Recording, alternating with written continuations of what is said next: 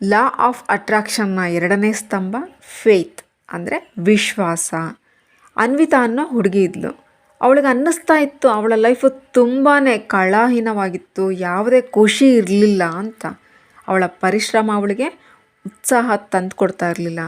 ಅನ್ವಿತಾಳಿಗೆ ಒಳ್ಳೆಯ ಕಾಲೇಜ್ನಲ್ಲಿ ಅಡ್ಮಿಷನ್ ಆಗಬೇಕಂತ ಇತ್ತು.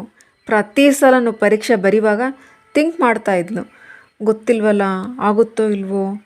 ಟೀಚರ್ ಒಂದಿನ ಹೇಳ್ತಾರೆ, ನೀನೇ ನಿನ್ನ ಮೇಲೆ ಅಪನಂಬಿಕೆ ಇಟ್ಕೊಂಡ್ರೆ ಬ್ರಹ್ಮಾಂಡನೂ ನಿನ್ನ ಅನುಮಾನವನ್ನು ನಿಜ ಮಾಡಿಬಿಡುತ್ತೆ. ಆದರೆ ನೀನೇನಾದರೂ ವಿಶ್ವಾಸ ಮಾಡಿದ್ರೆ ಅದೇ ವಿಶ್ವಾಸ ನಿನಗೆ ಆಸರೆ ಆಗಿಬಿಡುತ್ತೆ.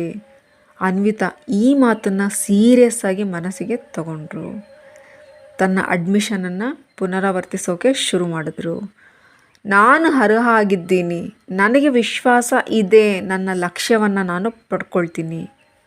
ನಿಧಾನಗತಿಯಲ್ಲಿ ಅನ್ವಿತಾಳ ತಯಾರಿ ಬದಲಾಯಿತು. ಪರೀಕ್ಷೆಯಲ್ಲೂ ಅವರ ಆತ್ಮವಿಶ್ವಾಸ ತುಂಬಿತ್ತು. ಅದರ ರಿಸಲ್ಟ್ ಅನ್ವಿತಾಳಿಗೆ ಇಷ್ಟದ ಕಾಲೇಜ್ನಲ್ಲಿ ಅಡ್ಮಿಷನ್ ಆಯಿತು. ಇದಕ್ಕಾಗಿಯೇ ಕನಸು ಕಂಡಿದ್ರು, ಎಲ್ಲಿ ವಿಶ್ವಾಸ ಇರುತ್ತೋ ಅಲ್ಲಿ ಚಮತ್ಕಾರ ನಡೆಯುತ್ತೆ. ಇವತ್ತಿನ ನಿಮ್ಮ ಅಭ್ಯಾಸ, ಮಲಗೋಕ್ಕೂ ಮೊದಲು ಕನ್ನಡಿಯಲ್ಲಿ ನೋಡ್ಕೊಳ್ರಿ. ಈ 3 ಮಾತುಗಳನ್ನು ಹೇಳ್ರಿ. ನಾನು ನನ್ನ ಕನಸುಗಳಿಗೆ ಯೋಗ್ಯ, ಬ್ರಹ್ಮಾಂಡ ನನಗಾಗಿ ಕೆಲಸ ಮಾಡ್ತಾ ಇದೆ, ನನ್ನ ವಿಶ್ವಾಸ ನನ್ನ ಶಕ್ತಿಯಾಗಿದೆ. ನನ್ನ ವಿಶ್ವಾಸ ನನ್ನ ಶಕ್ತಿಯಾಗಿದೆ. ಪ್ರಾರಂಭದಲ್ಲಿ ಇದೆಲ್ಲ ಅಸಹಜ ಅನಿಸುತ್ತೆ, ಆದರೆ ನಿಧಾನವಾಗಿ ನಿಮ್ಮ ಮನಸ್ಸಿನ ಭಾಗವಾಗಿಬಿಡುತ್ತೆ. ನೋಡ್ರಿ, ಎರಡನೇ ಸ್ತಂಭ ವಿಶ್ವಾಸ. ಶಬ್ದಗಳನ್ನು ಸ್ಪಷ್ಟವಾಗಿಸೋದು ತುಂಬ ಅವಶ್ಯವಾಗುತ್ತೆ. ಮತ್ತು ಅದರ ಮೇಲೆ ವಿಶ್ವಾಸ ಮಾಡೋದು ಕೂಡ ಇನ್ನೂ ಇಂಪಾರ್ಟೆಂಟ್ ಆಗುತ್ತೆ. ನಿಮಗೆ ಈ ಜರ್ನಿ ಇಷ್ಟ ಆಗಿದರೆ ಖಂಡಿತ ಅವಶ್ಯಕತೆ ಇರೋರಿಗೆ, ಉತ್ತರ ಬೇಕಾಗಿರೋರಿಗೆ ಇದನ್ನು ಶೇರ್ ಮಾಡಿರಿ. ನೀವು ಕೂಡ ನಿಮಿತ್ತ ಆಗಿರ್ತೀರ.